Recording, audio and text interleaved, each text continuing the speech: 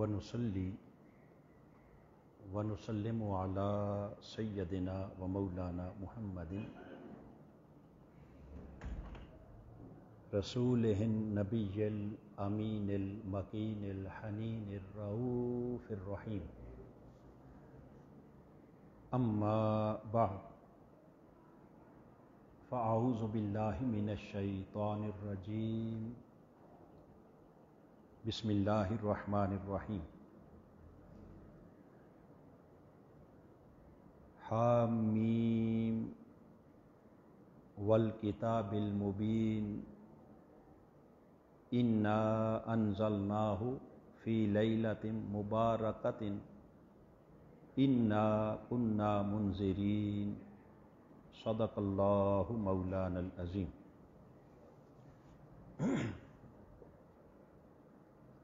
معزز و محتشم حاضرین و سامعین،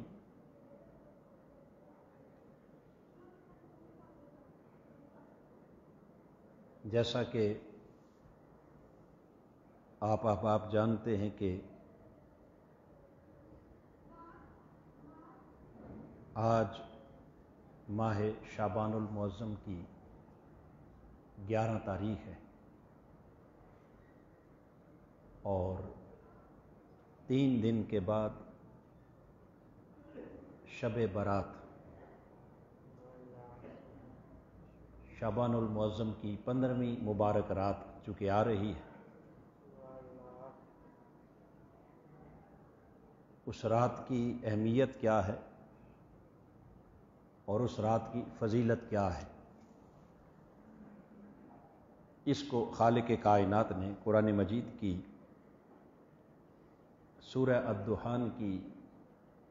پہلی چند آیات کے اندر بیان فرمایا ہے۔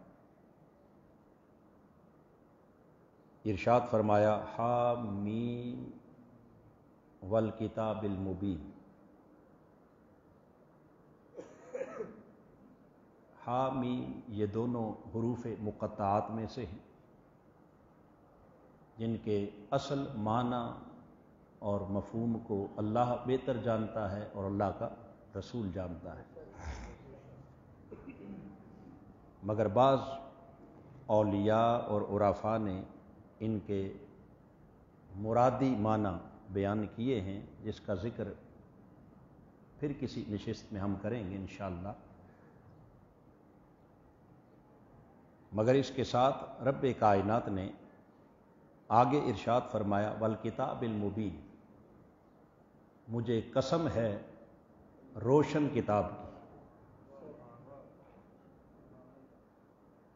کون سی روشن کتاب؟ اس سے مراد قرآن مجید ہے، جو حق اور باطل کو بالکل واضح کرنے والی کتاب ہے۔ انا انزلناہ فی لیلۃ مبارکۃ، اور پھر ارشاد فرمایا کہ اس قرآن مجید کی اس روشن کتاب کی قسم، بے شک جس کو ہم نے ایک مبارک رات کے اندر نازل فرمایا۔ انا کنا منذرین، بے شک ہم اس کے ذریعے اپنے بندوں کو اپنا ڈر سنانے والے ہیں۔ تو یہاں خالق کائنات نے چونکہ نزول قرآن کی بات کی ہے کہ ہم نے اس قرآن کو مبارک رات کے اندر نازل فرمایا، سوال یہ ہے کہ اس مبارک رات سے مراد کون سی رات ہے؟ یہاں ائمہ مفسرین کی 2 آراء ہیں۔ ایک رائے جس کے بانی حضرت عبداللہ ابن عباس رضی اللہ تعالی عنہ اور حضرت قتادہ ہیں اور دیگر مفسرین کرام،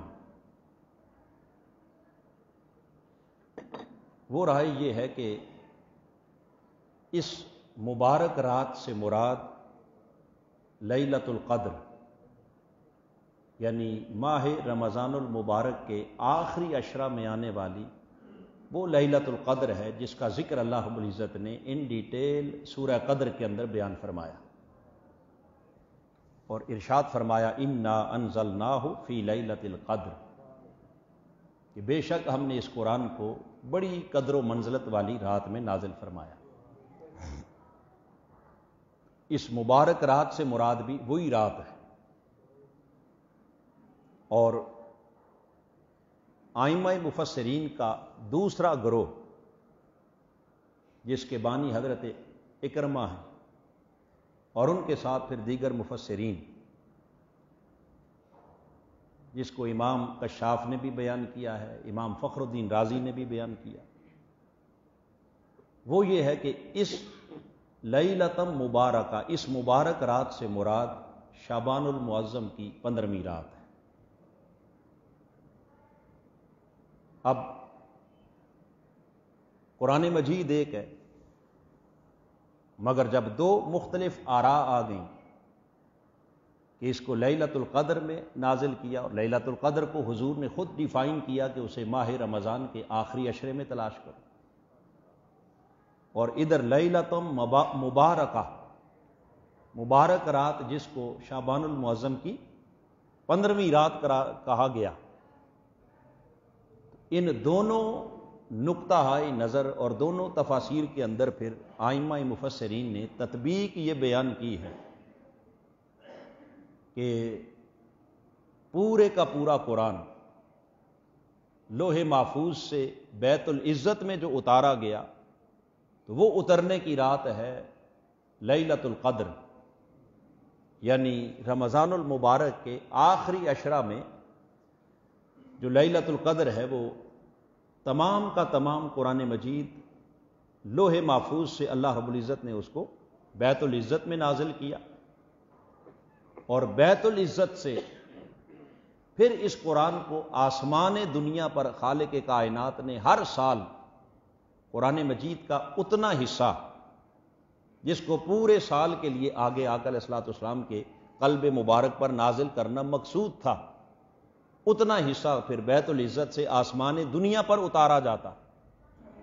اور پھر آسمان دنیا سے پورا سال اپنے اپنے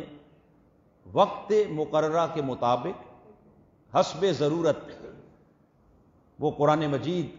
سیدنا جبرائیل امین لے کے آتے اور آقا علیہ الصلوۃ والسلام کی بارگاہ اقدس میں آ کر پیش کرتے، حضور کے قلب مبارک پر نازل کرتے۔ تو یوں پورا سال جتنا قرآن مجید حضور علیہ الصلوۃ والسلام کے قلب مبارک پر اترنا ہوتا، اللہ رب العزت قرآن مجید کا اتنا حصہ اس ماہ شعبان کی 15ویں رات کو بیت العزت سے آسمان دنیا پر اتار دیتا۔ تو یوں اس طرح یہ دونوں راتیں، وہ لیلۃ القدر پورے قرآن کے اترنے کی رات ہے، اور یہ لیلۃ مبارکہ شعبان المعظم کی 15ویں رات، یہ اسپیسیفک وہ حصہ جو ایک سال کے لیے اترنا تھا، اس کو اللہ رب العزت بیت العزت سے پھر آسمان دنیا پر نازل فرماتا۔ اور اسی کی طرف چونکہ اشارہ اگلی آیت کریمہ میں بھی ملتا ہے، جس میں خالق کائنات نے فرمایا فیہا یفرق کل امر حکیم، کہ یہی وہ رات ہے کہ جس میں اللہ رب العزت تمام حکمت والے اہم امور کے فیصلے بھی فرماتا ہے۔ تو وہ حکمت والے اہم امور کے فیصلے کیا ہیں؟ ان اہم امور کے فیصلوں میں سے ایک فیصلہ یہ بھی ہے کہ خالق کائنات نے پورے سال کے لیے جتنا قرآن اتارنا ہوتا تھا، وہ اس رات اسے بیت العزت سے آسمان دنیا پر اتار دیتا۔ اور علاوہ اس کے، چونکہ قرآن مجید نے کہا کہ اہم حکمت والے امور کے فیصلے ہوتے ہیں اس رات، اب وہ فیصلے کیا ہیں، ان کی ڈیٹیلز اور ان کی تفصیلات تاجدار کائنات صلی اللہ تعالی علیہ وآلہ وسلم نے خود حدیث پاک کے اندر متعدد روایات میں بیان کی، جس کو سیدنا مولا علی شیر خدا رضی اللہ تعالی عنہ نے بھی حضور سے روایت کیا، حضرت سیدہ عائشہ صدیقہ رضی اللہ تعالی عنہا نے روایت کیا، حضرت سیدہ ام سلمہ رضی اللہ تعالی عنہا نے بیان کیا کہ آقا علیہ الصلوۃ والسلام نے اس پورے مہینے کی فضیلت بیان کرتے ہوئے ارشاد فرمایا کہ رجب اور رمضان کے درمیان یہ جو ماہ شعبان ہے، آقا علیہ السلام نے فرمایا کہ یہ مہینہ لوگ اس کی اہمیت سے غافل ہیں، لوگ اس مہینے کی اہمیت سے غافل ہیں، اور حضور نے فرمایا کہ اس کی اتنی اہمیت ہے کہ یہ مہینہ ہے جس میں اعمال اللہ کی بارگاہ میں پیش کیے جاتے ہیں۔ یہ وجہ ہے کہ حضرت سیدہ عائشہ صدیقہ رضی اللہ تعالیٰ عنہ وہ آپ بھی بیان کرتی ہیں اور حضرت ام سلمہ بھی بیان کرتی ہیں کہ آقا علیہ السلام کو دیکھا گیا کہ آپ رمضان المبارک کے بعد پورا مہینہ تسلسل کے ساتھ اور کثرت کے ساتھ جس مہینے میں روزے رکھتے وہ مہینہ ماہ شعبان ہوتا۔ بلکہ حضرت سیدہ عائشہ صدیقہ فرماتی ہیں کہ اس مہینے میں حضور علیہ الصلوۃ والسلام اس طرح روزے رکھتے یوں لگتا کہ جیسے اب کبھی روزہ چھوڑیں گے ہی نہیں، اب کبھی روزہ افطار ہی نہیں کریں گے، اتنا تسلسل ہوتا۔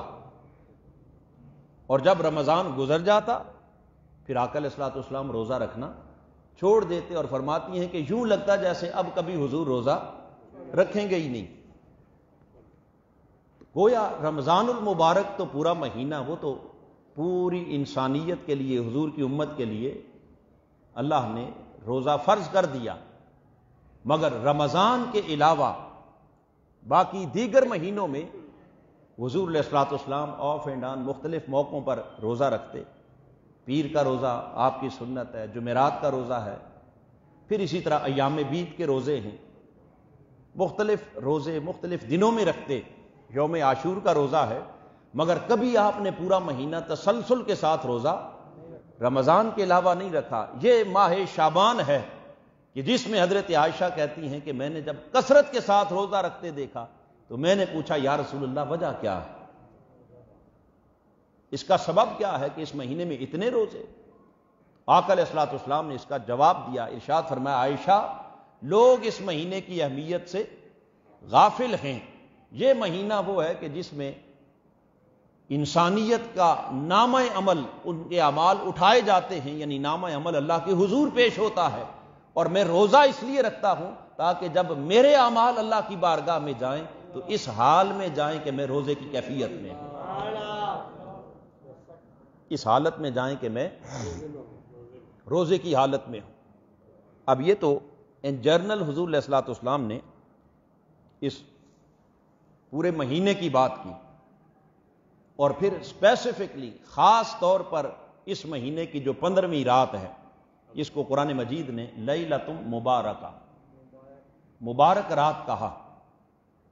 اس رات کے متعلق آقا علیہ الصلوۃ والسلام کے معمولات اور اس رات کی اہمیت اور اس کی فضیلت جس کو آقا علیہ الصلوۃ والسلام نے مختلف احادیث کے اندر بیان کیا۔ حضرت سیدہ عائشہ صدیقہ رضی اللہ تعالی عنہا آپ روایت کرتی ہیں، فرماتی ہیں کہ ایک رات میں اپنے بستر سے بیدار ہوئی، میری آنکھ کھلی تو میں نے دیکھا کہ حضور علیہ الصلوۃ والسلام اپنے بستر مبارک پر موجود نہیں۔ جب حضور کو اپنے بستر پر موجود نہ پایا تو میں نے پھر اٹھ کے حضور علیہ الصلوۃ والسلام کو تلاش کرنا شروع کر دیا، ڈھونڈنا شروع کر دیا۔ اب رات کا اندھیرا تھا، چراغ بجھا ہوا، اندھیرے میں ایسے ہاتھوں کے ساتھ مختلف جگہوں پر حضور کو تلاش کرتی، ڈھونڈتے ڈھونڈتے اچانک میرے ہاتھ حضور علیہ الصلوۃ والسلام کے پاؤں مبارک پر لگے، اور جب میں نے حضور کے پاؤں پر ہاتھ رکھا تو میں نے دیکھا کہ اس وقت آقا علیہ الصلوۃ والسلام حالت سجدہ میں تھے، اور سر سجدے میں رکھ کر حضور زار و قطار رو رہے تھے، گریہ ازاری فرما رہے تھے۔ آقا علیہ الصلوۃ والسلام جب اپنی ان دعاؤں سے، التجاؤں سے، مناجات سے فارغ ہوئے تو حضرت سیدہ عائشہ صدیقہ رضی اللہ تعالی عنہا آپ فرماتی ہیں کہ میں نے عرض کی یا رسول اللہ صلی اللہ تعالی علیہ وآلہ وسلم آپ اس قدر گریہ ازاری، اتنا خوف و خشیت، اور ساری رات بستر سے اٹھ کر آپ نے سجدے میں گزار دی، یا رسول اللہ کیا آپ کے رب نے آپ کی امت کے اگلوں اور پچھلوں کی بخشش کا آپ کے ساتھ وعدہ نہیں کر دیا؟ آپ خود تو معصوم عن الخطا ہیں ہی، آپ کے ہاں تو گناہ اور خطا کا کوئی تصور نہیں ہے، مگر آپ کے سبب سے تو اللہ نے آپ کی امت کے گناہگاروں کی بخشش کا بھی وعدہ کر لیا ہے۔ پھر اس کے باوجود اتنا رونا، گریہ ازاری اور اللہ کے حضور مناجات اور آہ و فغاں، اس کا سبب کیا ہے؟ میرے آقا نے ارشاد فرمایا افلا اکون عبدا شکورا، فرمایا عائشہ بے شک رب کائنات نے مجھے تو معصوم پاک پیدا کیا اور میرے سبب سے میری امت کے گناہگاروں کی بخشش کا وعدہ بھی فرمایا، مگر اس کے باوجود اتنی کثرت کے ساتھ اللہ کی بارگاہ میں سر سجدے میں رکھ کے میرا رونا دھونا گریہ ازاری، یہ سب کس مقصد کے لیے ہے؟ کیا اللہ کے اس انعام پر میں اپنے مالک کا شکر بھی ادا نہ کروں؟ یعنی یہ جو کچھ کر رہا ہوں در حقیقت اللہ کی بارگاہ میں شکرانے کے طور پر کر رہا ہوں۔ ایک تو اللہ کے حضور کیا ادائیگی شکر کے طور پر کہ مولا تیرا کرم ہے کہ تو نے مجھے پاک اور مجھ پاک کے صدقے میرے توسل سے میری امت کی بخشش کا مجھ سے وعدہ فرمایا،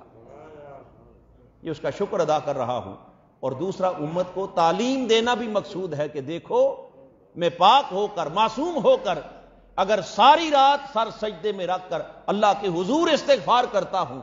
تو خود سوچو کہ تمہیں گناہگار ہو کر اللہ کی بارگاہ میں کس قدر استغفار کی ضرورت ہے، تمہیں خطاکار ہو کر کس قدر اللہ کی بارگاہ میں توبہ کی ضرورت ہے۔ تو حاضرین محترم، ایک تو آقا علیہ الصلوۃ والسلام کا اپنے گھر کے اندر حالت سجدہ میں اللہ کے حضور مناجات،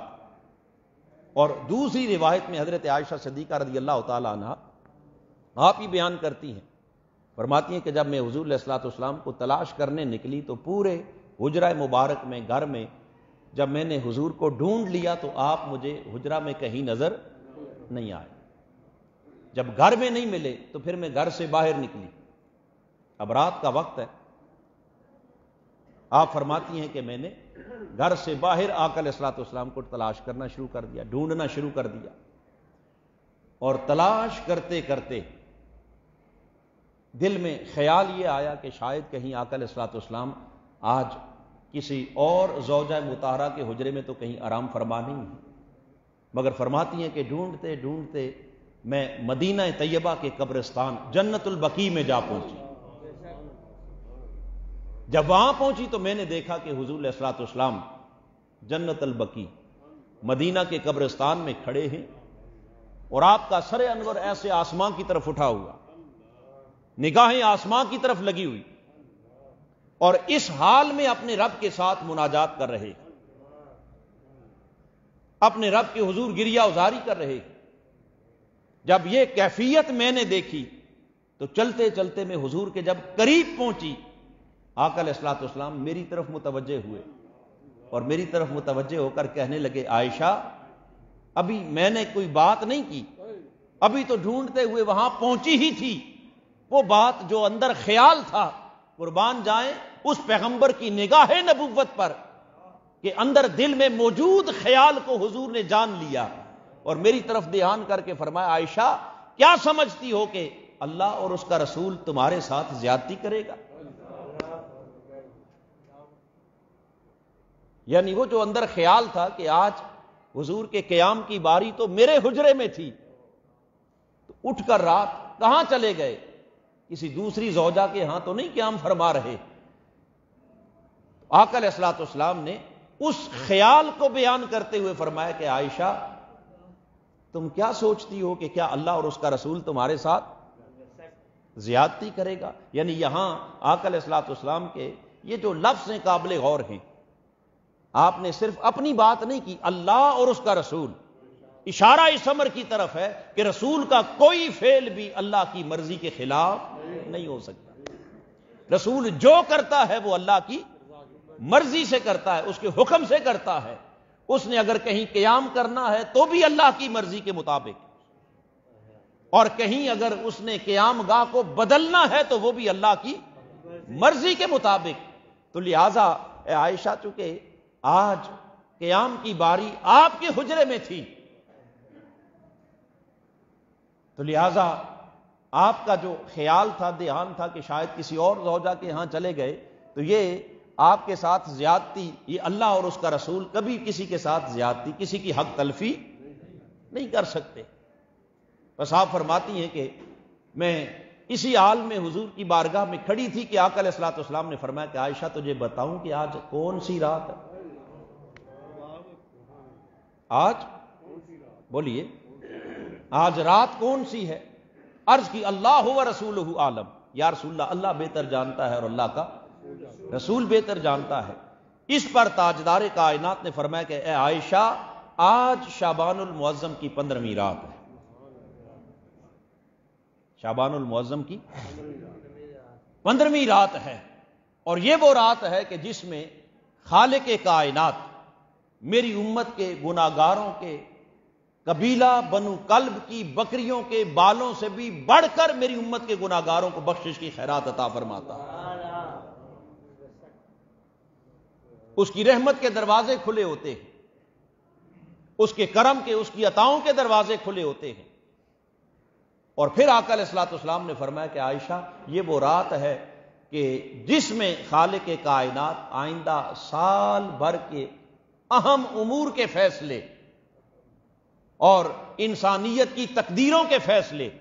اور جو کچھ ہونا ہوتا ہے وہ تکوینی امور کے اوپر جو ملائکہ متعین ہیں، خالق کائنات وہ تمام فیصلے کر کے ان ملائکہ کے سپرد فرما دیتا۔ کتنے ایسے لوگ ہیں، میرے آقا نے فرمایا کہ جو حالت سفر میں ہوتے ہیں، حالت سفر میں ہوتے ہیں، انہیں خبر نہیں ہوتی، مگر اس رات ان کا نام مرنے والوں کی لسٹ میں لکھا جا چکا ہوتا۔ کتنے لوگ اسباب دنیا میں مشغول ہوتے ہیں، اصول دنیا کی تگ و دو کر رہے ہوتے ہیں، مگر ادھر ان کا نام مرنے والوں کی فہرست میں لکھا جا چکا ہوتا ہے۔ تو جس کے لیے اللہ پاک نے جتنا رزق اتارنا ہوتا ہے، اور جس کو خالق کائنات نے آئندہ سال میں موت عطا کرنی ہے، اور جس جسم کے اندر اللہ نے روح ڈالنی ہے، اور جس نئے وجود کو، نئے بچے کو اس دنیا کے اندر اللہ نے پیدا فرمانا ہے، یہ سارے فیصلے حضور نے فرمایا اس شعبان المعظم کی 15ویں رات کو کر دیے جاتے ہیں۔ اور ایک روایت میں حضرت عائشہ صدیقہ رضی اللہ تعالیٰ عنہ یہاں تک بھی بیان کرتی ہیں، فرماتی ہیں کہ آقا علیہ الصلوۃ والسلام رات کو میرے بستر سے اٹھے اور اٹھ کر حضور علیہ الصلوۃ والسلام نے وہیں حجرہ مبارک میں آپ نے فرمایا کہ عائشہ، آج تمہیں معلوم ہے کون سی رات ہے؟ میں نے عرض کی یا رسول اللہ، اللہ بہتر جانتا ہے اور اللہ کا رسول جانتا ہے۔ حضور نے فرمایا کہ عائشہ، یہ شعبان المعظم کی 15ویں رات ہے۔ شعبان المعظم کی آج 15ویں رات ہے، اور یہ وہ رات ہے کہ جس میں خالق کائنات اپنی رحمت کے دروازوں میں سے 300 دروازے کھول دیتا ہے۔ اپنے کرم کے دروازوں میں سے 300 دروازے کھول دیتا ہے، اور اس رات خالق کائنات میری امت کو اور انسانیت کو بخشش اور مغفرت کی خیرات عطا کرتا ہے، اور قبیلہ بنو کلب کی بکریوں کے بالوں سے بڑھ کر میری امت کے گناہگاروں کو بخشش کی خیرات عطا کی جاتی ہے۔ تو یہ رات اللہ کے حضور چونکہ مناجات کی رات ہے، توبہ کی رات ہے، استغفار کی رات ہے، لہذا یہ سب کچھ بیان کر کے پھر آقا علیہ الصلوۃ والسلام نے فرمایا کہ عائشہ، کیا مجھے اپنا حق معاف کرتی ہو اور اجازت دیتی ہو کہ کیا آج کی رات میں اللہ کی عبادت نہ کر لوں؟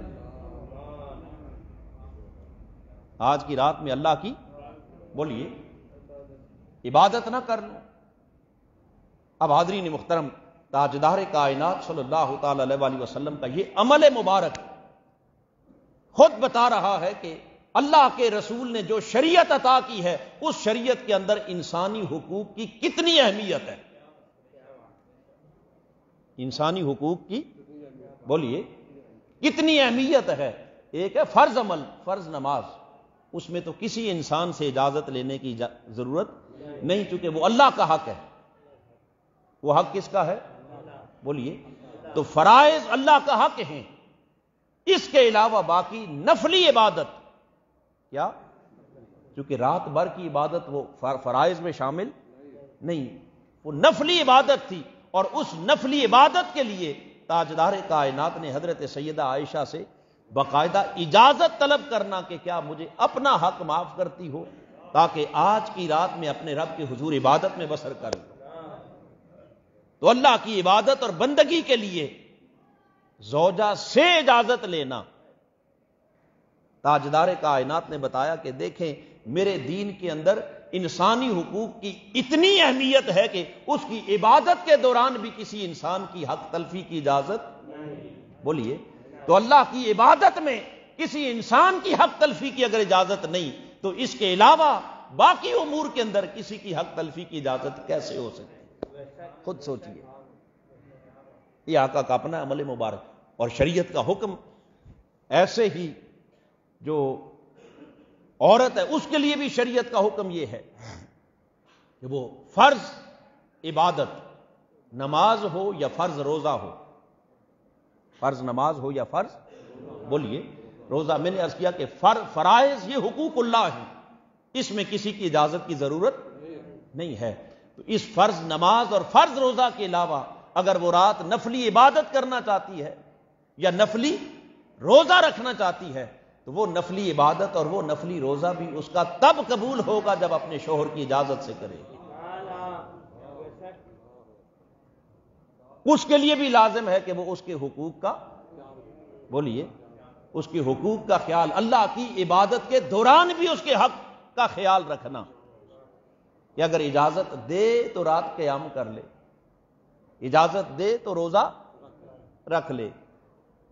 اور اگر اجازت نہ دے تو اس کا حق کیا ہے؟ مقدم ہے۔ اور ادھر آقا علیہ الصلوۃ والسلام کا عمل مبارک میں نے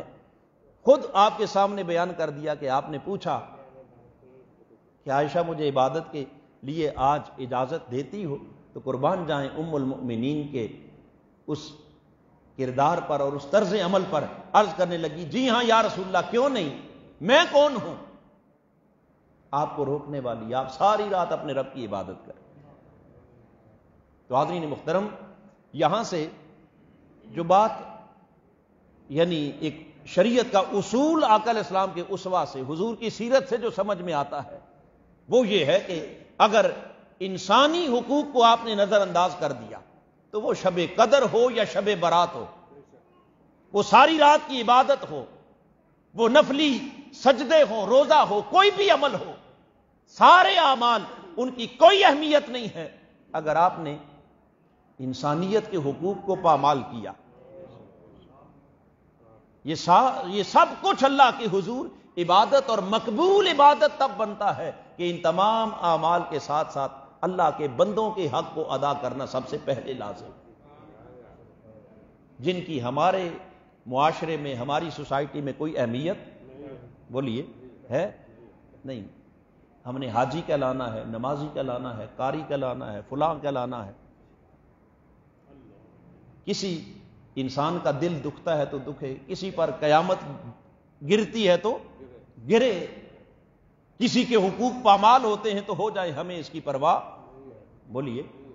نہیں ہے۔ ہم نے دنیا کی نظروں میں نیک بن کے دکھانا ہے۔ تو حاضرین محترم، اصل نیکی دنیا کو دکھانا نہیں،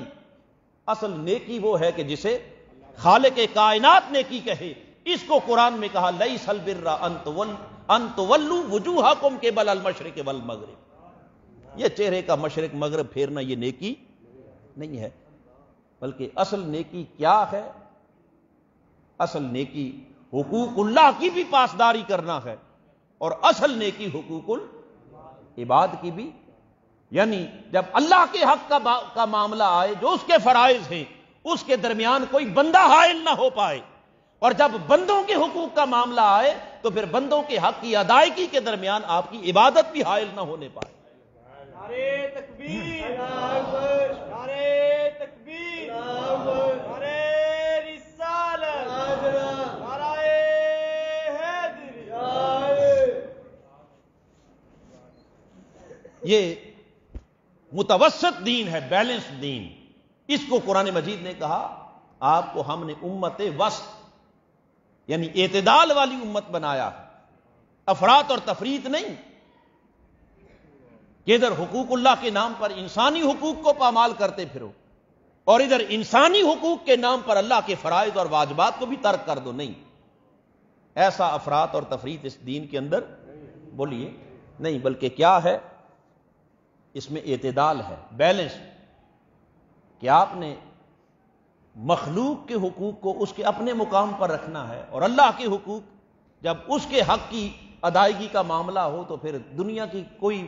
مخلوق اور دنیا کی کوئی طاقت اس کے درمیان حائل نہ ہونے پائے. اور جب ادھر انسانی حقوق کا معاملہ آئے تو پھر آپ کی نفلی عبادت بھی اس انسانی حقوق کی ادائیگی کی راہ میں حائل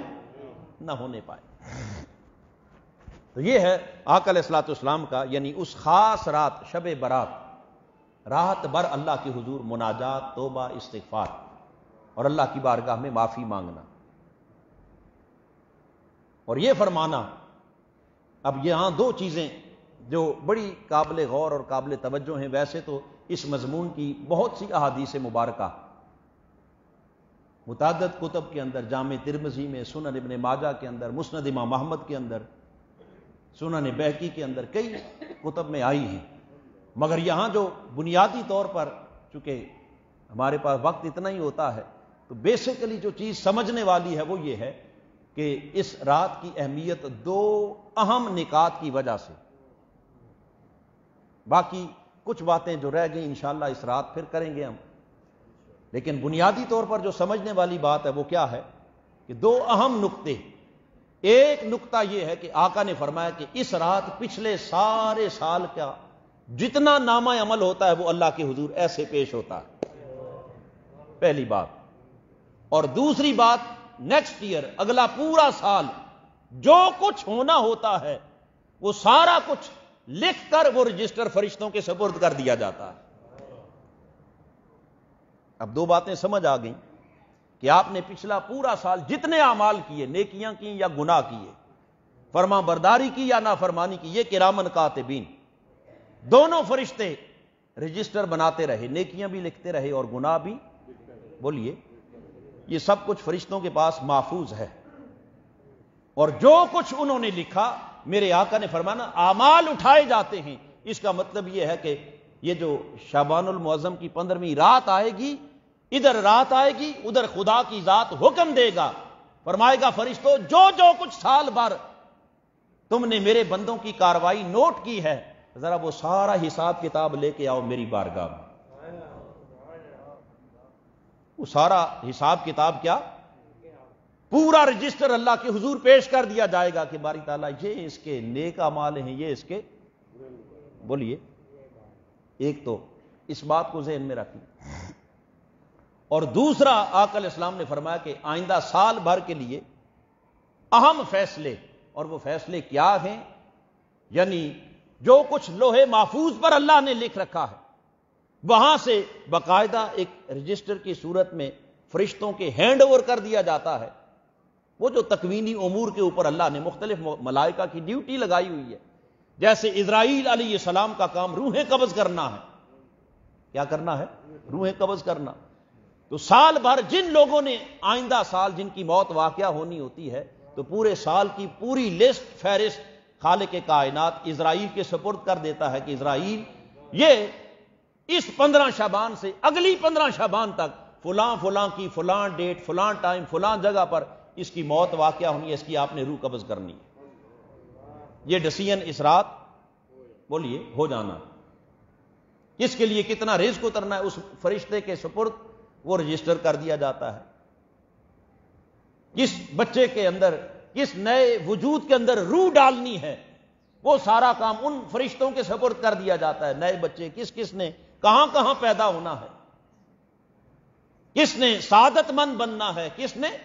بدبخت بننا ہے، تو یہ سعادت مندی، بدبختی، شقاوت، یہ سب کچھ، یہ سارے فیصلے اس رات کر دیے جاتے ہیں. پورے آئندہ سال کا پلان بھی تیار ہو گیا اور پچھلے سال کی آپ کی ساری کاروائی اللہ کی بارگاہ میں رپورٹ بھی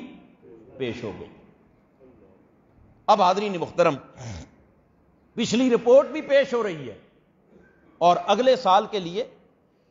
اہم فیصلے بھی کیے جا رہے ہیں، پوری پلاننگ ہو رہی ہے اگلے سال کی. اب جہاں یہ دونوں کام ہو رہے ہیں جس رات، خالق کائنات کا ذرا کرم دیکھیے. اب سوچئے کتنی امپورٹنٹ رات ہے کہ پچھلے پورے سال کی کارروائی بھی پیش ہو رہی ہے اور اگلے سال کی پوری پلاننگ بھی اسی رات میں ہو رہی ہے. اور ادھر اس کریم کی کرم نوازی دیکھیے. اس نے کہا میرے حبیب جب ان کے نامہ اعمال میرے حضور پیش ہو رہے ہوں گے اور ان کے اگلے سال کے لیے میں اہم امور کے فیصلے صادر فرما رہا ہوں گا، اپنے غلاموں سے بتا دو کہ اس رات جو ہی سورج ڈوبے گا میں اپنی شان کے لائق آسمان دنیا پہ آ جاؤں گا اور آ کر اپنے بندوں سے آواز دوں گا فَهَلْ مِن مُسْتَغْفِرٍ فَاغْفِرُ لَهُ.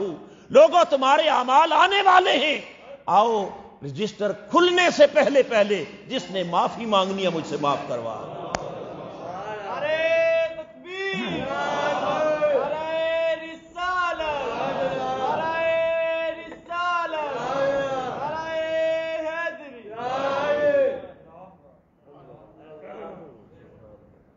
جو کچھ تم نے کر ڈالا وہ تو ہو گیا، اب تو اس کے حضور پیش ہونے لگا ہے. جب اس کے حضور پیش ہونے کا وقت آیا تو اس نے کہا پیش ہونے سے پہلے میں انتظار کر رہا ہوں. ہے کوئی معافی مانگنے والا؟ اب بتائیے اس سے بڑا کرم اور بولیے اور کیا ہوگا کہ کسی کی فائل منگوائی جائے اور پوچھا جائے اس کی کارکردگی بولیے کیا ہے، اور فائل منگوانے والا اس کو کھولنے سے پہلے اس کو یہ بھی کہہ دے کہ اچھا بھائی جو کچھ پیچھے آپ نے کیا اس میں سے جو معاف کروانا وہ پہلے کروا لو، جو مانگنا ہے معافی مانگنی ہے وہ بھی مانگ لو. فَهَلْ مِن مُسْتَرْزِقٍ فَأَرْزُقُ لَهُ. ہے کوئی رزق کا طلبگار؟ اور رزق کیا ہے؟ یعنی اللہ کی حضور سے جو کچھ آئندہ ملنے والا ہے وہ سب رزق ہے. وہ مال بھی رزق ہے، اولاد بھی رزق ہے، وہ ایمان بھی رزق ہے، وہ سعادت مندی بھی رزق ہے، یہ سارا کچھ رزق ہے. فرمایا ہے کوئی مانگنے والا کہ آج وہ مانگتا جائے اور میں دیتا چلا جاؤں. گویا خالق کائنات نے فرمایا پیچھے جو کچھ کر بیٹھے ہو سال بھر اگر اس کی معافی کروانی ہے تب بھی میں تمہارا انتظار کر رہا ہوں، اور آئندہ کی جو پلاننگ ہو رہی ہے اس پلاننگ میں کوئی رد و بدل کروانا ہے،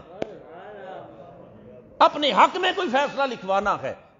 اپنی سعادت مندی لکھوانی ہے، تقدیر بنانی ہے، قسمت جگانی ہے، اس کے لیے بھی رات بھر تمہارا انتظار کرو. اتنا کرم ہو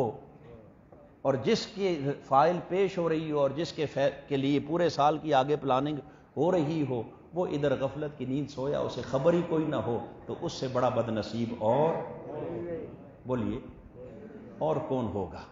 سو حاضرین محترم، میں نے چاہا کہ وہ وقت آنے سے پہلے آپ کو تھوڑا سا آگاہ کر دوں. یہ ہے اس کی اہمیت، اور علاوہ اس کے اور اس کے کئی گوشے کئی پہلو ہیں، مگر اس وقت جو کچھ بتانا مقصود تھا وہ یہ تھا کہ اگر اس رات کی اہمیت سمجھ میں آ گئی تو خالق کائنات کے حبیب کی حدیث کے مطابق آپ کے پاس چانس موجود ہے. جو پیچھے کر چکے ہو اس کی معافی کا چانس بھی موجود ہے، اور جو کچھ آئندہ سال کے لیے آپ کی پلاننگ ہونی ہے اس کے اندر اللہ کے حضور سے سعادت مانگنے کا چانس بھی آپ کے پاس بولیے موجود ہے. اب اس سے بڑی کرم نوازی اور کیا ہو سکتی ہے؟ ورنہ کبھی کسی نے پوچھ کے اگلی پلاننگ کی ہے، اور کبھی کسی نے پچھلی رپورٹ منگوانے سے پہلے کسی کو اختیار اور اجازت دی ہے کہ جو کچھ کارکردگی تو جو ہو گئی سو ہو گئی، معافی مانگ لو. قربان جائیں، ہم تو مائل با کرم ہیں، کوئی سائل ہی نہیں، راہ دکھلائیں کسے کوئی راہ روے منزل ہی نہیں. 3 دن رہ گئے، رات آنے والی ہے، کرم کا دروازہ کھلا ہوگا، آسمان دنیا پر خدا ہوگا، اعمال ادھر سے پیش ہو رہے ہوں گے، اگلی پلاننگ ہو رہی ہوگی، اور وہ دیکھ رہا ہوگا اپنے بندوں کی طرف کہ آج کون کون کیا کیا مانگتا ہے. خالق کائنات ہمیں مانگنے کی توفیق عطا فرمائے انشاءاللہ. اللہ رب العزت نے چاہا تو یہ رات چونکہ پیر اور منگل کی درمیان